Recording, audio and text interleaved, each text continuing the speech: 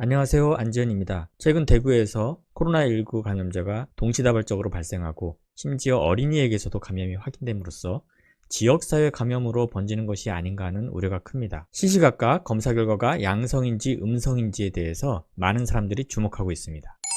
국내에서 처음으로 확인된 어린이 감염자의 경우 3번이나 음성 판정이 나왔는데 이번에 양성으로 확인되었고요. 최근 중국에 다녀온 30대 젊은 성인은 폐렴으로 의심되는 증상을 보이다 사망하였는데 코로나19에 대한 검사 결과 음성으로 확인이 되었습니다. 그래서 매일 인터넷 포털 사이트에서는 코로나 검사 결과가 양성인지 음성인지를 확인하는 사람들이 많습니다. 음성인지 양성인지에 대한 기사는 예전에 마약 관련된 기사에서도 많은 사람들이 관심을 가졌는데요.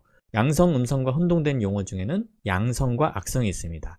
이 내용은 제가 쓴 건강검진 사용설명서라는 책에도 잘 나와 있지만 오늘 이 내용을 좀 더 자세히 살펴보도록 하겠습니다. 보통 암 검진에서는 양성 또는 악성이라는 표현을 씁니다. 지금 보시는 장면은 위 내시경에서 뭔가 이상한 소견이 확인된 것인데요. 이것이 그냥 단순한 위염인지 아니면 위암의 초기 모습인지 확실히 알 수 없기 때문에 조직검사를 하게 되죠. 조직검사 결과 암세포가 확인되면 우리는 악성이라고 얘기를 하고 악성 종양, 즉 암이라고 얘기를 합니다. 그리고 위염처럼 암이 아닌 경우를 우리가 양성이라고 얘기를 하는데요. 하지만 이번처럼 코로나19 검사와 같이 어떤 것이 나왔다, 안 나왔다, 있다, 없다고 할 때는 양성, 음성으로 표현합니다. 영어로는 포지티브, 네거티브라고 결과지에 나올 수도 있고 아니면 간단하게 플러스, 마이너스로 표시하기도 합니다. 간혹 검사 결과에서 양성이 나왔다고 했는데 나중에 최종적으로 진단받았을 때 그 병이 아니었다라고 얘기를 들으면 많은 사람들은 대개 이것 오진한 거 아니냐라고 생각을 하실 수 있는데요.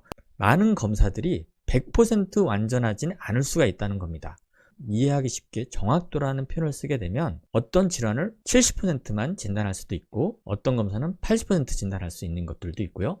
어떤 검사는 실제로 병이 아닌데 병인 것처럼 나오는 경우도 있습니다. 그래서 그것을 우리는 위선, 가짜라는 표현을 써서 위양성, 검사 결과는 있는 것처럼 양성으로 나왔는데 실제로 깊이 분석해 봤더니 최종적으로는 없는 경우, 그래서 다른 말로 거짓 양성, 가짜 양성이라고 할 수 있고요. 반대로 위음성은 검사 결과는 음성으로 나왔지만 실제로는 그것을 갖고 있을 때를 위음성이라고 합니다. 코로나 바이러스는 호흡기를 통해서 감염이 되고 기침이나 재채기, 콧물 등을 통해서 전파를 하기 때문에 감염이 의심되는 사람에서는 마치 인플루엔자, 독감과 같이 면봉을 이용해서 입안 깊숙이 그리고 코안 깊숙이 검체를 얻어내서 확인을 하게 됩니다. 처음에 우리나라에서 검사했던 방법은 판코로나 검사라고 해서 1 내지 2일 정도 소요되었는데 전 세계적으로 감염이 확산되고 문제가 되면서 좀 더 검사 시간을 단축하기 위해서 6시간 소요되는 실시간 유전자 증폭 검사를 활용해서 하고 있습니다. 이처럼 검사법의 종류에 따라서 정확도, 즉 앞서 설명했던 위양성, 위음성 같은 정도가 달라질 수가 있는 것이죠. 여기서 미국 최초 코로나19 감염자의 검사 결과를 다시 한번 살펴보겠습니다. 코안과 입안에 면봉을 넣어서 검체를 얻은 다음에 바이러스 검사를 한 결과 이렇게 양성 소견이 나왔습니다. 하지만 시기에 따라서 코엘에서는 바이러스가 검출되었지만 입에서는 코로나19 바이러스가 검출되지 않았습니다. 그리고 이 환자에서 의미 있었던 것은 대변에서도 바이러스가 검출되었다는 것이었습니다.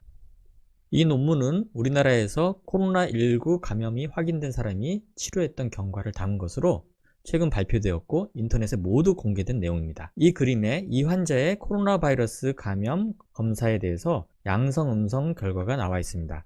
이 내용을 좀 더 확대해서 보면 1월 31일과 2월 1일에는 포지티브, 즉 양성, 코로나19 바이러스가 나왔죠. 하지만 2월 1일과 2월 3일에는 네거티브, 즉 음성, 바이러스가 나오지 않았습니다. 그러다가 다시 2월 4일, 5일, 6일, 7일에는 포지티브, 양성으로 나왔습니다. 어떻게 이럴 수가 있을까요?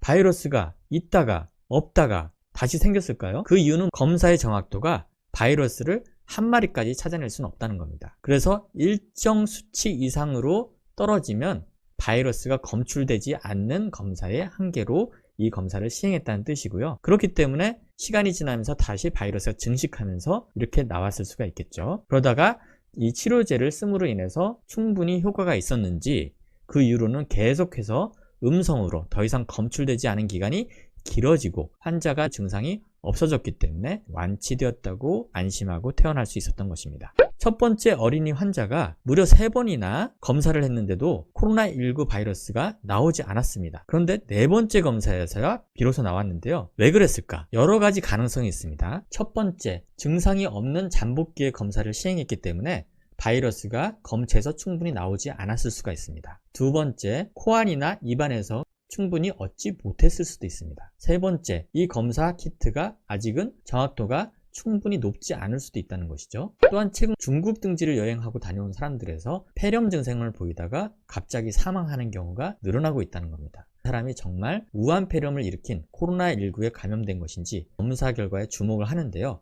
지금까지는 의문의 사망을 한 사람들에서 검사 결과는 모두 음성으로 나왔습니다. 이것도 마찬가지입니다. 과연 사망자에게서 충분히 검체를 얻어냈느냐, 제대로 검사가 되었느냐에 대한 문제가 있을 수 있고요. 사망한 사람과 살아있는 사람에서 어느 검체에서 제대로 바이러스가 나올 것이냐, 이런 문제도 확인해 봐야 됩니다. 요약하면 코로나19 바이러스 검사에서 양성으로 나오면 바이러스가 있다, 음성으로 나오면 바이러스가 0이다라는 뜻이 아니라 이 검사 방법으로는 검출되지 않았다라는 뜻이기 때문에 나중에라도 양성으로 나올 수가 있으니까 의심되는 사람은 반복해서라도 검사를 해야 되고요. 중국을 다녀온 사람에서 갑자기 사망을 한 경우, 특히 폐렴 증상 같은 것을 보였을 경우에는 기존의 이런 면봉을 통해서 검체를 얻어내 검사를 하는 방법 말고도 부검을 통한 폐 조직 검사까지도 생각을 해봐야 될 시기가 되었습니다. 오늘도 영상을 끝까지 봐주셔서 고맙습니다. 다음에 새로운 영상으로 찾아뵙겠습니다. 감사합니다.